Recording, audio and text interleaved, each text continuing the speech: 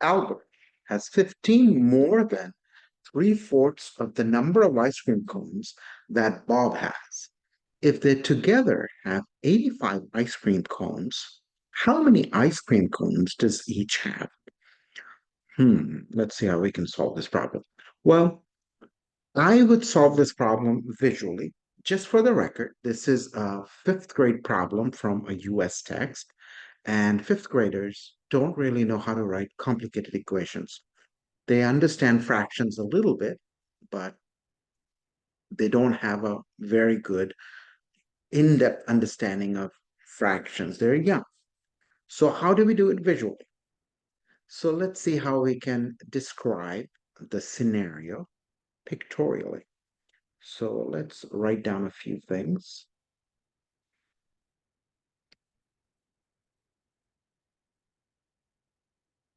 Albert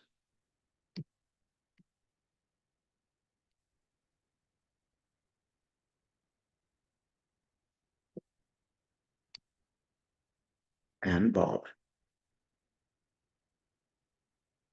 Now, Albert has 15 more than three-fourths of what Bob has. So let's see. Let's see what we can do. I am going to pretend each square represents the same amount of ice cream cones. And let's say Bob has four parts.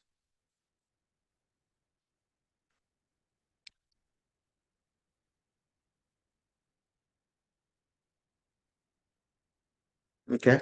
Then Albert must have three-fourths of what Bob has plus 15. So let's take and let's make the colors Albert blue. I don't think the color makes a difference.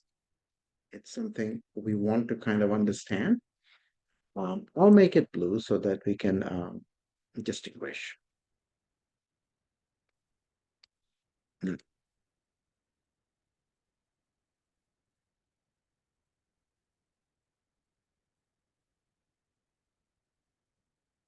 So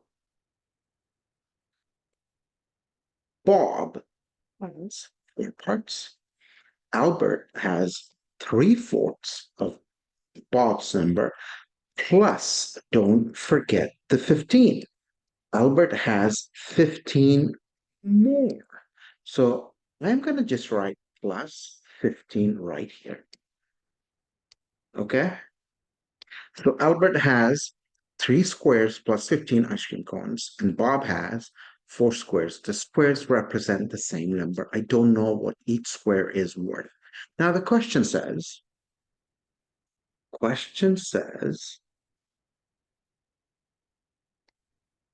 they together have 85 ice cream cones. Wonderful. Wonderful. Now, I want to know what each square is worth. Okay, so I have seven squares. They're all worth the same value plus 15. That's equal to 85. Now, if I do this, let me go back to the next slide. I don't want to delete this slide, but let me go back to the next slide.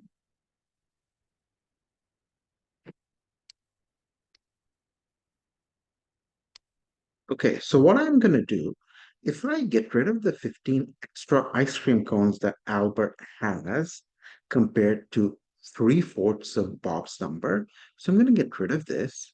To maintain the balance, this better be 70. I'm subtracting 15 from both sides, so to speak. So these seven squares must be worth 70.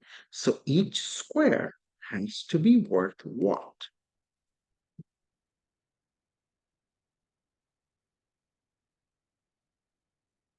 So each square must be worth 10 cones. Now that we have established this, each square is worth 10 cones. I'm going to go back to my previous slide, my original scenario. and write 10 right here.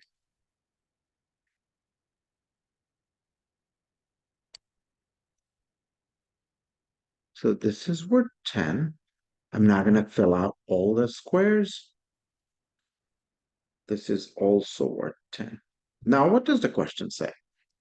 Question says, basically, what does the question want us to find? The question wants us to find how many ice cream cones each boy has. Clearly, Bob has 40 cones.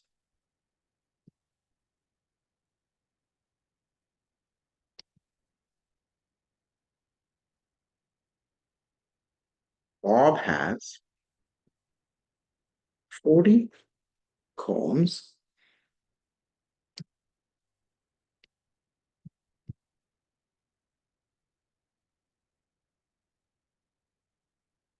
And Albert has